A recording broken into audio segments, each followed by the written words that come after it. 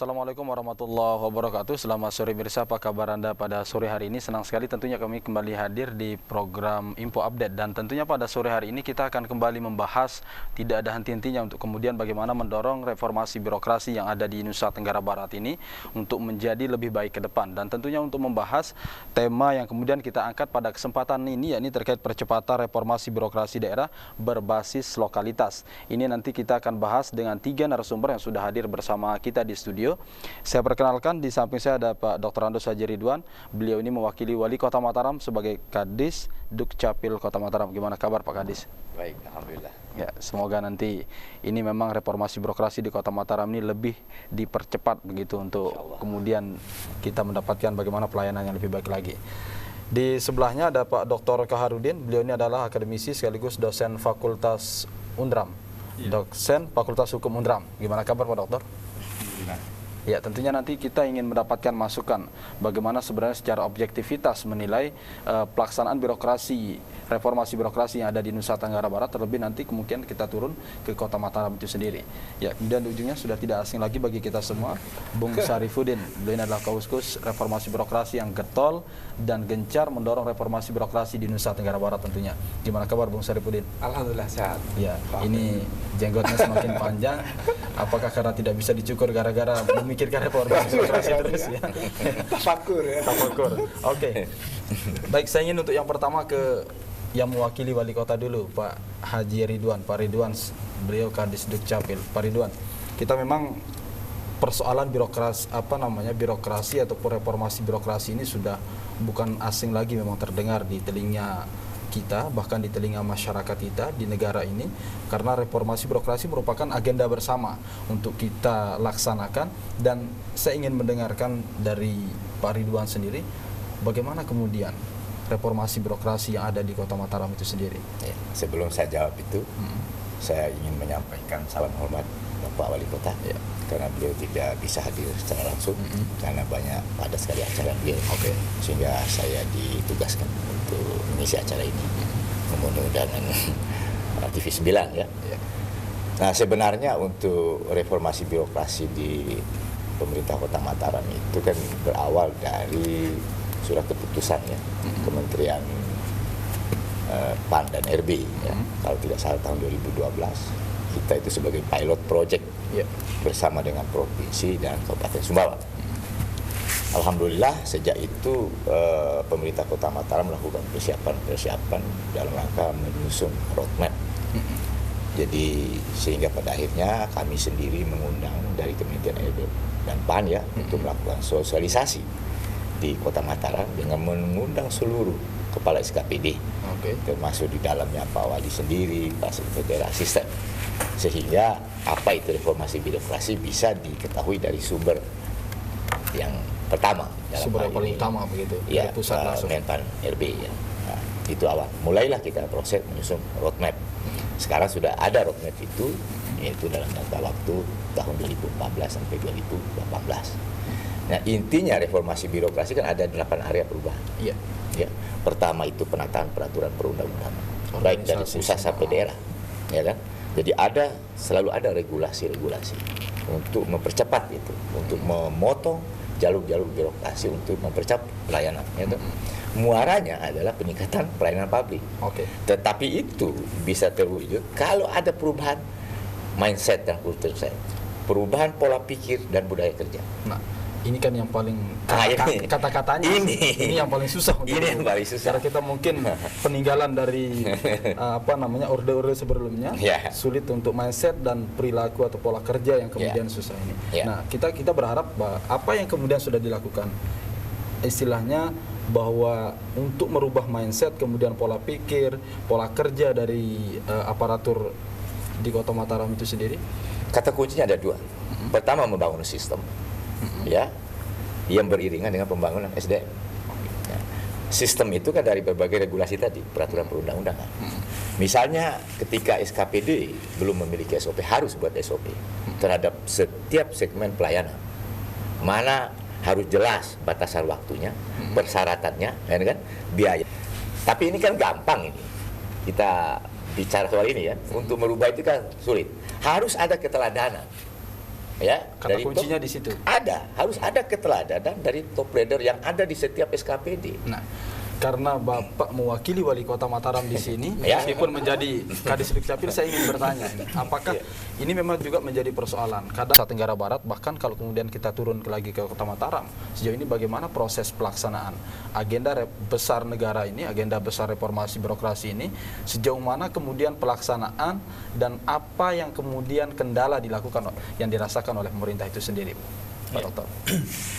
Terima kasih. Pertama saya ingin mengapresiasi dulu upaya yang dilakukan oleh Kota Mataram yang sudah mulai 2011 sampai sekarang sudah menghasilkan roadmap untuk kemajuan reformasi birokrasi di Kota Mataram.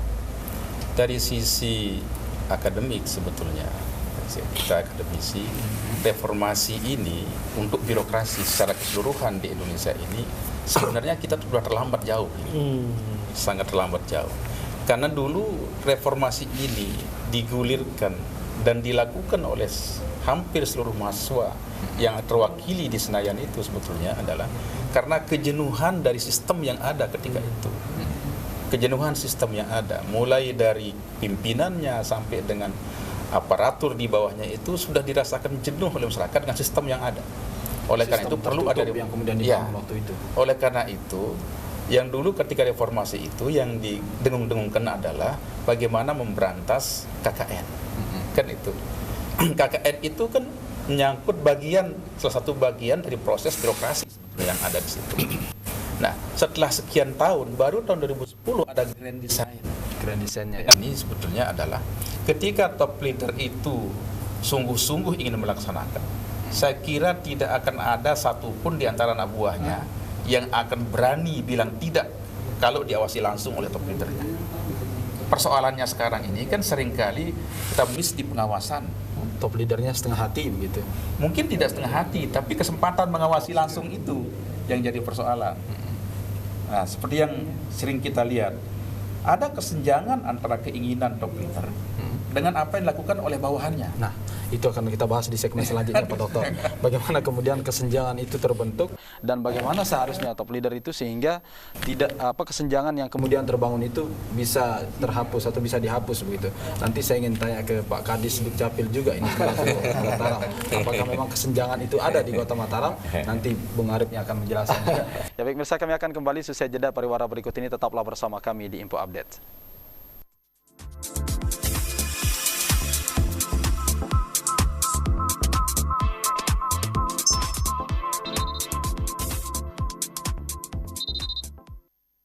Kabar gembira untuk Anda dan keluarga. Kunjungi Studio Alam TV 9, Jalan Sandubaya nomor 99E, Klimaks Indah, Lombok Barat.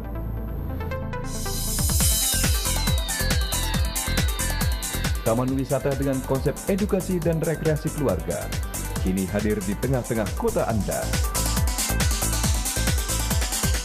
Taman Pendidikan dan Rekreasi Studio Alam TV 9, referensi dan alternatif wisata bagi keluarga Anda.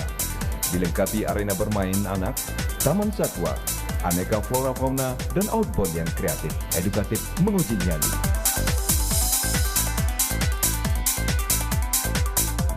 Luangkan waktu dan kesempatan Anda bersama keluarga dan putra-putri Anda berwisata alam. Kenali alam kita, aneka satwa, flora dan fauna. Cintai lingkungan hidup dan lestarikan untuk kita dan putra-putri kita sejak usia dini.